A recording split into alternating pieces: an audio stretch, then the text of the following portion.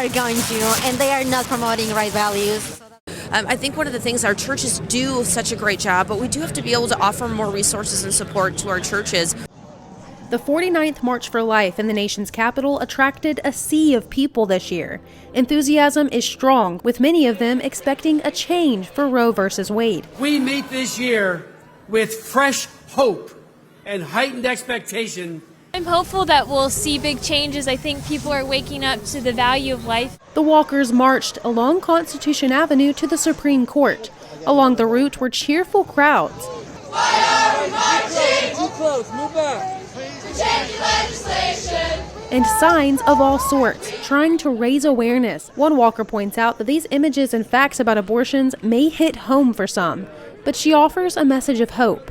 And I would just want to tell them that God loves you. Even if you've done that, He can forgive you. But this movement is not limited to religious believers. A few young advocates tell us it's about human dignity. You don't have to be religious to be pro-life. Like, it's a different subject. It's just think of humanity. Because in the name of progress, many people have stepped over others. And I think we need to stop that. I think it's human dignity. People forget. So how to restore this dignity? I think the solution is definitely better morals, going back to what truth is, going back to what our founding fathers proposed, and that is that we hear everybody's opinions, we come to compromises and solutions based upon truth. Reporting in Washington, D.C., Melina Weiskup, NTD News. With the largest pro-life rally in the world taking place today in Washington, D.C., we have two prominent voices in the pro-life movement here with us to discuss. Former director of a Planned Parenthood clinic and CEO at Intercessors for America, David Kubal. David, today's the March for Life. Besides the obvious message, what are some of the key issues that you're hoping to shed light on today? Yeah, well, let's first recognize that today, the March for Life, it's the largest pro-life demonstration in the world. I was just over there just a few moments ago, and hundreds of thousands of people have flown in, driven in, taken buses, cars, whatever it takes to come to Washington, D.C. to make their voice known that they support life. And it's such an incredible year to consider that we are marching just right before what we believe will be the reversal of Roe v. Wade. So I believe this will be the last March for Life before Roe is reversed. Abby, you were a director at Planned Parenthood. What led to your change of heart and to become a prominent voice in the pro-life movement? Of course, yeah. I ended up leaving Planned Parenthood for several reasons, but primarily leaving after watching an ultrasound-guided abortion where I saw a 13-week-old baby fight and struggle for his life. And I knew then that there was humanity in the womb, there was life in the womb, and I knew that if those two things were true, then I was on the wrong side of this debate.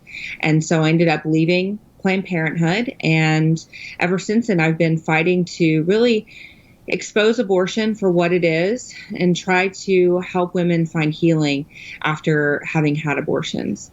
Now, David, proponents of abortion argue that restrictions on abortion will take away a woman's right and will ultimately hurt women. What do you say to that sentiment? Well, what about the unborn women that are aborted? I mean, let's start with those rights. Yeah, I mean, I certainly understand that a mother a woman who's become pregnant has some very difficult decisions if she decides that that pregnancy was unexpected. But listen, life is precious, and pity a nation that does not consider life, protecting the most precious among us, the best we can. And that's really where we are. Listen, freedoms are important, but I believe in freedom of the unborn, that they might have a life, that they might have the opportunity to experience all that God has called them to be. Abby, if I could get your thoughts. I mean, right now, abortion is hurting women.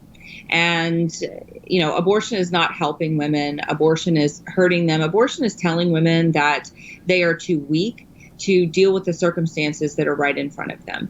We have so many resources available to women who are in crisis pregnancies, who need help.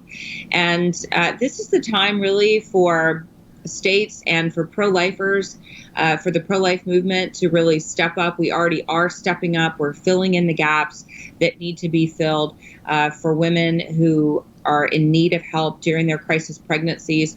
And so this is really a time for pro-lifers to step up and say, you know, I want to do something in this cause. I want to help my local pregnancy center. I want to help my local maternity home. This is going to take all of us as a collective movement to really help and stand up for these women. Thank you both. Thank you so much. Thank you.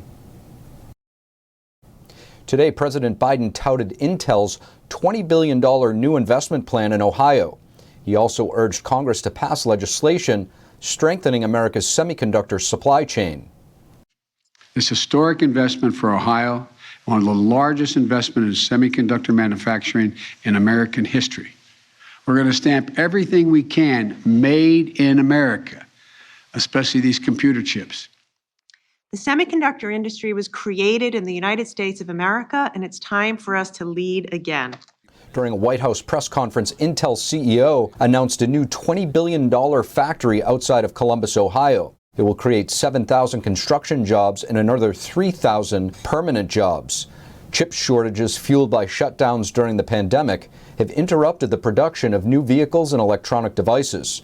And higher car prices are driving a significant part of the inflation in the country. It's also raising national security concerns as many American firms depend on chips produced overseas. The U.S. share of the global chip manufacturing market has declined tremendously over the past few decades. The Biden administration is pushing Congress to pass the CHIPS Act, which is contained in a broader competition bill. It will invest $52 billion to strengthen domestic semiconductor production and establishes a national technology center. The U.S. Marine Corps kicked out another 45 Marines for refusing the COVID-19 vaccine. This is according to a spokesman. Over 300 Marines have been discharged so far. Defense Secretary Lloyd Austin announced the mandate in August of last year. Since then, 95% of active duty Marines have been fully vaccinated. 87% in the reserves are vaccinated as well. A few hundred have been granted administrative or medical exemptions, but so far only 2 religious exemptions have been granted. It is not known exactly what religious denominations those 2 belong to. On Capitol Hill, 2 more lawmakers test positive for the CCP virus. Democratic Congressman Rahul Grijalva from Arizona tested positive for the 2nd time on Wednesday. Congressman Grijalva said he's vaccinated and boosted. Republican Congressman Thomas Massie also tested positive. The Kentucky congressman tweeted yesterday that he suspects his mild symptoms are due to a previous infection. Congressman Massie is not vaccinated and has been a huge proponent for recognizing naturally acquired immunity. In recent weeks, a string of congressmen have tested positive for the CCP virus. Close to 9 million workers have called out sick due to a huge jump in Omicron cases. This is putting pressure on an already strained job market and supply chain. Omicron is less severe than Delta, but since infection numbers spike so rapidly, it is also putting a strain on hospitals throughout the country. And Secretary of Energy Jennifer Granholm is found to have violated the Stock Act 9 times last year.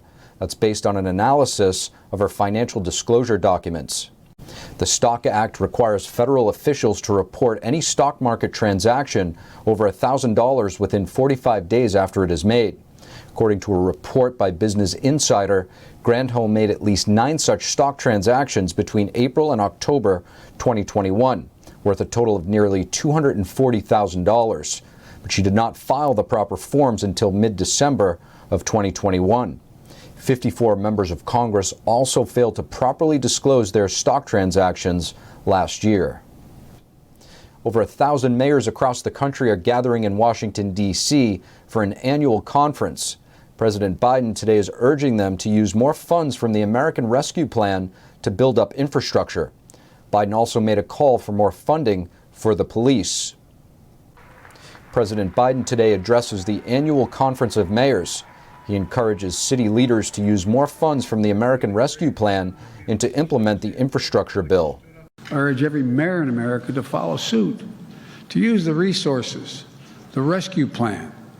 Major cities across the U.S. like Chicago, New York, Los Angeles, and Minneapolis are reporting record murder rates. Biden says more funding should go to the police. We shouldn't be cutting funding for police departments. I propose increasing funding